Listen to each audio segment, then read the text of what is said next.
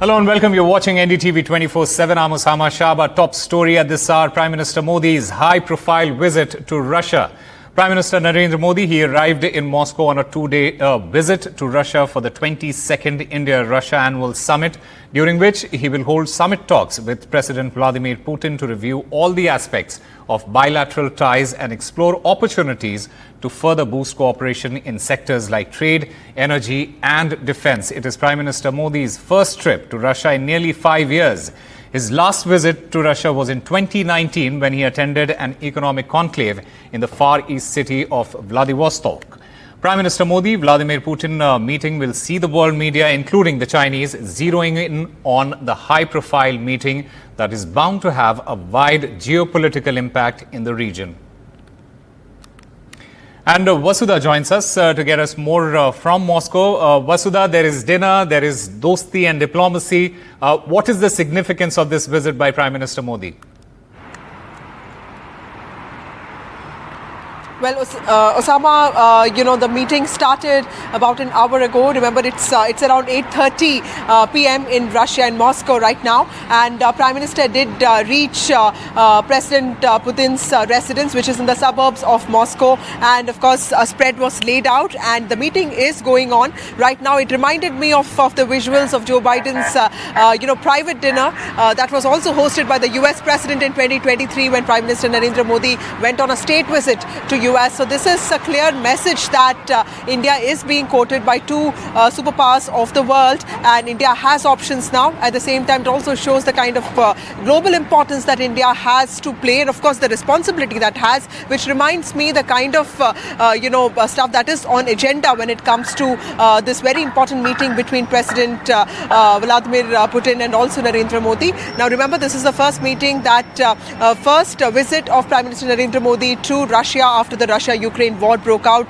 This is a serious war. In fact, it is a full-fledged war that has seen a lot of casualties. In fact, the number runs into thousands, and the world is looking for a solution. What we know for sure is that Prime Minister Narendra Modi is going to talk about it. That's definitely on the table. While Russia has been calling it a special military operation, India has been specifically emphasizing on the importance of dialogue. It is going to talk about that consistently, and it is going to bring about this belief that the solutions of anything cannot be found on the battlefield. In fact, both sides have to sit across the table and talk it out. That is something that Prime Minister will bring out in this meeting as well. Remember, in 2022, on the sidelines of the SCO summit in Uzbekistan, it was Prime Minister Narendra Modi who had famously remarked that this is not the era of war, which in some ways became the central theme of the G20 presidency that India hosted, and which also led to the consensus of the statement. While India has not really condemned Russia in any of its positioning, it has always emphasized on the importance of dialogue. So that is going to be there. Well, this dinner is also important because it shows the importance that Russia places on India right now, for Russia to reclaim its lost influence and power, and also get credibility, at a time when increasingly it is getting isolated, alienated from a world and being treated as a pariah. This is very important that the leader of the largest democracy of the world, India, Prime Minister Narendra Modi, is visiting Moscow. In fact, he has chosen Moscow as the first city, Russia as the first country to visit for his bilateral visit after he assumed charge as the Prime Minister of the country for the third time. So clearly important day ahead tomorrow, where a lot of high-level meetings will take place, restricted level talks with industry, economy on agenda, and most importantly also the early release of those Indians who had been duped into fighting on Russian front lines. That is also something that India will bring up in these meetings, is what we hear. All right, Vasudha Venugopal there. Thank you very much for getting us all the latest from Moscow. And 5 army personnel were killed and 6 injured after terrorists attacked a military convoy in the remote Machedi area of Jammu and Kashmir's Kathua district on Monday afternoon. The army vehicles, they were on a routine patrol on the Machedi-Kinli-Malhar road when attacked about 150 kilometers from Kathua. The injured, they have been shifted to a hospital for treatment. Now, after the initial attack, terrorists, they threw a grenade and then opened fired. The security forces retaliated, but the terrorists, they fled into the nearby forest. And Nazir joins us to get us more details on that. Nazir, it is being reported that 5 army personnel, they have lost their lives and 6 are injured at the moment. Well, Usama, the number of soldiers who have been killed has risen to 5. Number of injured is 5 to 6. Some of the injured are believed to be critical. The condition is believed to be critical. They have been shifted to hospital. It appears as a well-planned attack on an army truck which was moving in this remote area of Kathua district, which Kathua district is bordering Punjab's Pathankot district. So you can imagine now the militancy that has been spreading across Jammu and Kashmir, from the Kashmir Valley, then to Pir Panjal in Jammu, right up to Kathua, from one end to the other end. The areas which were completely peaceful, free from militancy, now we see these major attacks. Army has and police have launched a massive counter-terrorist operation, and there are reports that the paratroopers, commandos have also been dropped in the area. But so far there is no information if any attacker has been tracked down or cornered during the operation. Because in the past, whenever there have been any such major attacks were planned by militants, militants have managed escape without suffering any casualties. In last more than 2 years, army has suffered now 43 casualties in Jammu province, the area which was free from militancy, now becoming the biggest theatre of some of the major attacks on army in this area. So we'll have to see how the things unfold, even as the operation is underway in the area. This area falls in the jurisdiction of the Western Command of the Army. So clearly it is Northern Command which was involved, now Western Command, as well as it's clear that the infiltration from Pakistan has increased, and the number of militants who are getting into this side are also appear to be well trained to carry out such major ambush and attacks on the army. All right, Nazir Masoodi, thank you very much for getting us all the latest there.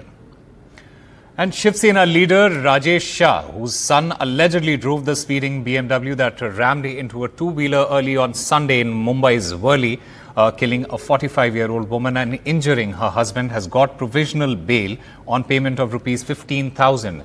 His son Mihir Shah, who visited a pub in the Juhu area hours before the accident and ran up a bill of nearly 20,000 rupees. He is the main accused and is on the run. A notice has been issued to prevent him from leaving the country. And his girlfriend, who may have helped hide him, is being questioned. Now, Mihir Shah's phone, it has been switched off. And earlier on Monday, a city court remanded Rajesh Shah to judicial custody for 14 days. Rajesh Shah, remember, is a part of the Sena faction led by the Chief Minister, Eknath Shinde. Now, earlier on Monday, the Mumbai police told the court that the accused dragged the victim by the car for a substantial distance as he attempted to flee the scene. Then, shockingly, he even ran over the victim before fleeing. आज court में 2 आरोपी court में arrest करके लाए गए, जिसमें से एक आरोपी जो थे accuse number 1, that is mister Rajesh Shah, वो मिहिर शाह के डैडी हैं. उनको अरेस्ट करके कोर्ट में लाया गया था. और जो दूसरे थे, जो उनके ड्राइवर थे राज, उनको लाया गया था, राज ऋषि. उनको जुडिशियल कस्टडी दिया गया और उसके बाद हमने बेल फाइल की. और बेल फाइल करके हमको कोर्ट ने 15,000 रुपये जामीन पे आज बेल ग्रांट किया हमारा. हम लोग गरीब है इसलिए ऐसा है क्या? सबके लिए सेम न्याय रखो. तुम गरीब और श्रीमंत के बीच में ऐसा न्याय मत रखो. हम लोग कैसे करेगा अभी बताओ? हमारा बच्चा ये ऐसा ही पड़ गया. अभी हमारा पूरा घर पूरा बिखर गया. वही हमारा मच्छी बेचता था, वही सब करता था. And the charge sheet in the case registered in connection with the firing on Bollywood star Salman Khan's house at Bandra has been filed in Mumbai today in the Maharashtra Control of Organised Crime Act court. The charge sheet is filed against 6 arrested accused and 3 wanted accused, including gang leader Lawrence Bishnoi.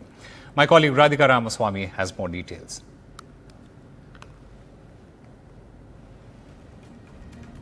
Gangster Lawrence Bishnoi has been named in the charge sheet. In fact, several details emerging from this charge sheet has been filed by the Mumbai Crime Branch before the MCOCA court today. This is in connection to the firing incident that took place outside Salman Khan's residence. In fact, this has been filed against 6 arrested accused as well as several other accused who are wanted, which is Lawrence Bishnoi, who is already behind bars in a different case, and also his brother Anmol Bishnoi. Now, it includes various documents and also contains a total of over 1,700 pages. In fact, the charge sheet talks about how Lawrence Bishnoi was aiming to establish supremacy in Maharashtra just the way he established it in other parts of India, especially the northern part.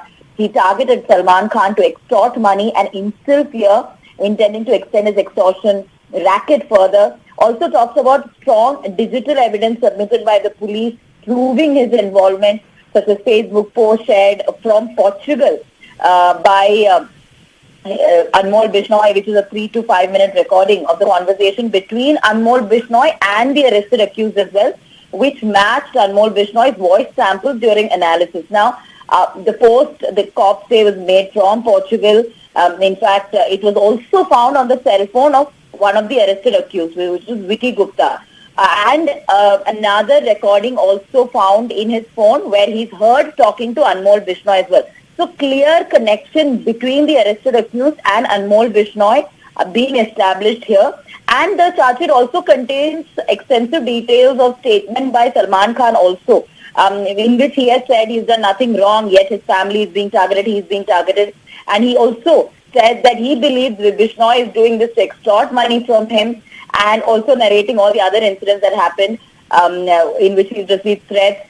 Also expressing that his family has been living in fear due to continuous threats from Bishnoi gang. So charge sheet with statements from almost 46 witnesses has heavily relied on technical digital forensic evidence to establish the Lawrence Bishnoi link. And Mumbai rain has brought most parts of the city to a grinding halt. Mumbai city recorded 101.8 millimeter of rainfall in 9 hours on Monday, nearly 7 times more than its suburbs in the same period. While some other parts of Maharashtra also experienced heavy showers, but it led to traffic jams. Some local trains, they were partly affected, and at least 50 flights, they were grounded. Monsoon mayhem seems to continue on Tuesday as well. The IMD has issued a red alert for Mumbai. The schools will remain shut in Navi Mumbai as well on Tuesday.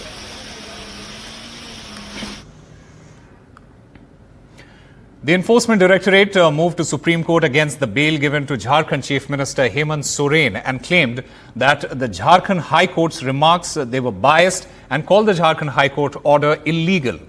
They mentioned that it was wrong of the High Court to say that there was no case against Hemant Soren. Remember, Hemant Soren, he walked out of the Birsa Munda jail in Ranchi on June 28 after the High Court granted him bail in the money laundering case. Time for a very short break. More news and updates on the other side.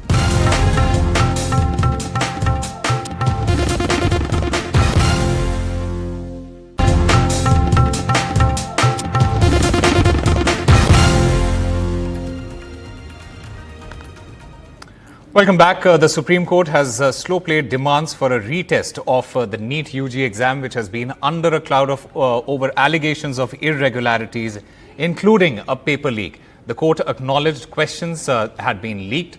A bench led by Chief Justice D.Y. Chandrachud reasoned that ordering a retest without understanding how many students had cheated would affect the lakhs who did not.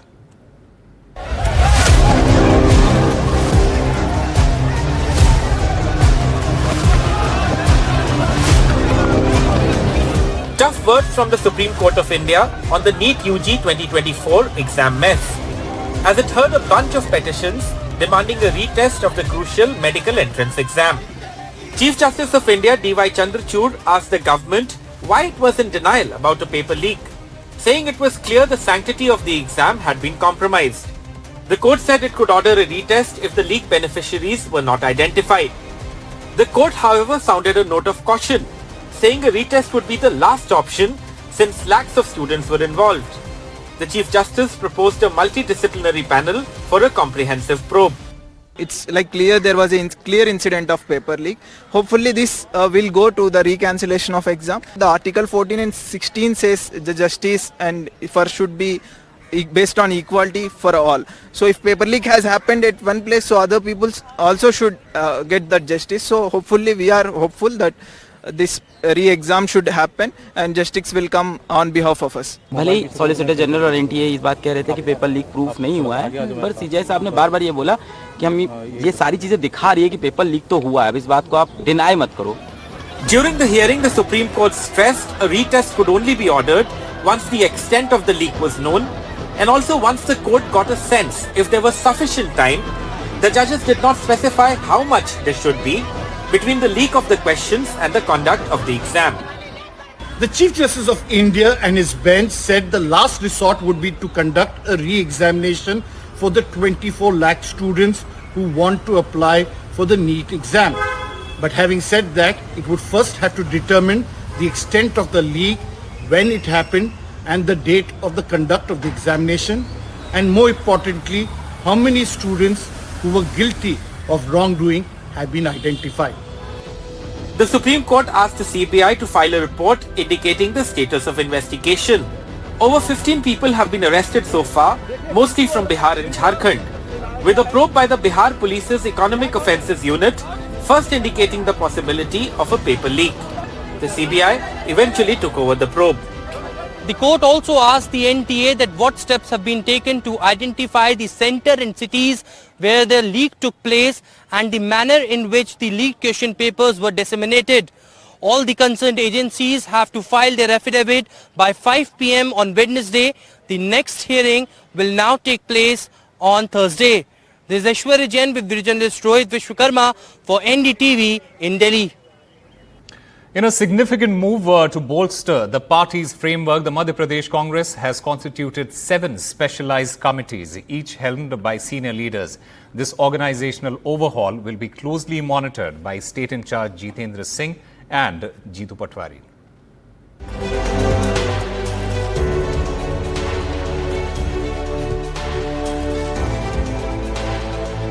A deluge of committees from the Congress in Madhya Pradesh. Following severe defeats in both the Assembly and Lok Sabha elections, senior Congress leader including ex-CM of MP Digvijay Singh will head committees that will look at issues like ideology and training, coordination, program implementation, discipline and even increasing the party's core vote bank.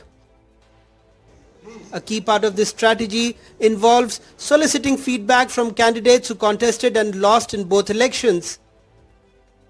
Congress party किस तरह से हम मजबूत होगी उसके ऊपर चर्चा होगी और जो कार्यकर्ताओं की आवाज है वो एआईसीसी साथ में मिलकर कार्य योजना बनाएगी. Candidates have been asked to provide detailed information based on a specific format covering topics like major reasons for defeat in Assembly and Lok Sabha elections and suggestions for strengthening the party at the grassroots level. हार के कारण तो जनता ने साथ नहीं दिया, कहीं ना कहीं हमारी संगठन में थोड़ी बहुत कमजोरी जो हमें काम करना चाहिए था हम नहीं कर पाए.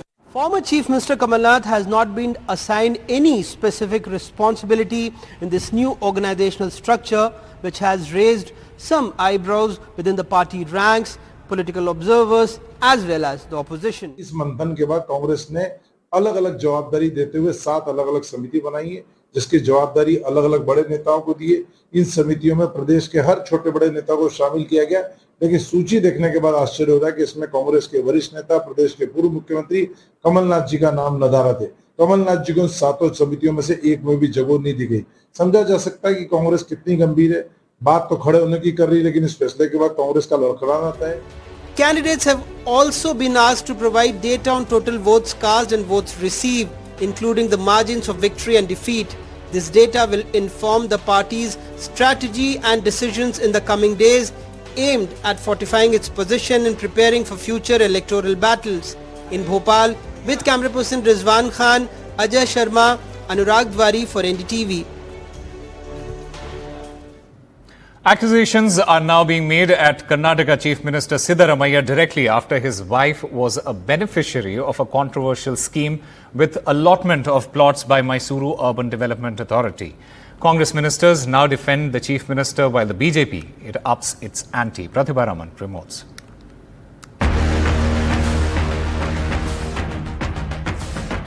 A controversial land compensation scheme that allegedly led to thousands of crores of losses to the exchequer by the Mysuru Urban Development Authority has led to accusations directly against Karnataka CM Siddaramaiah, whose wife was one of the beneficiaries.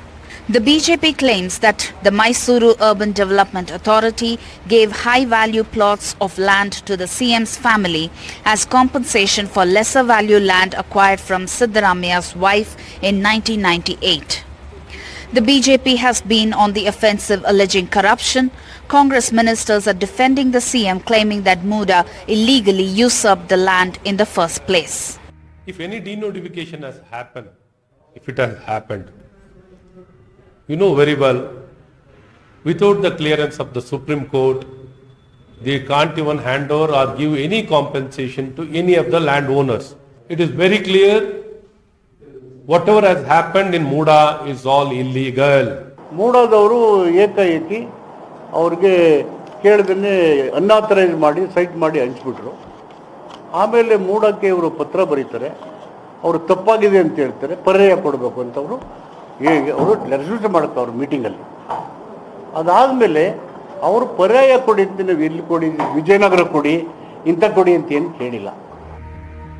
The Mysuru Deputy Commissioner, who had shot off letters to the state government highlighting the scam, has been transferred along with 20 other IAS officers. While the BJP has demanded a CBI probe, Karnataka Home Minister has ruled out even an SIT probe.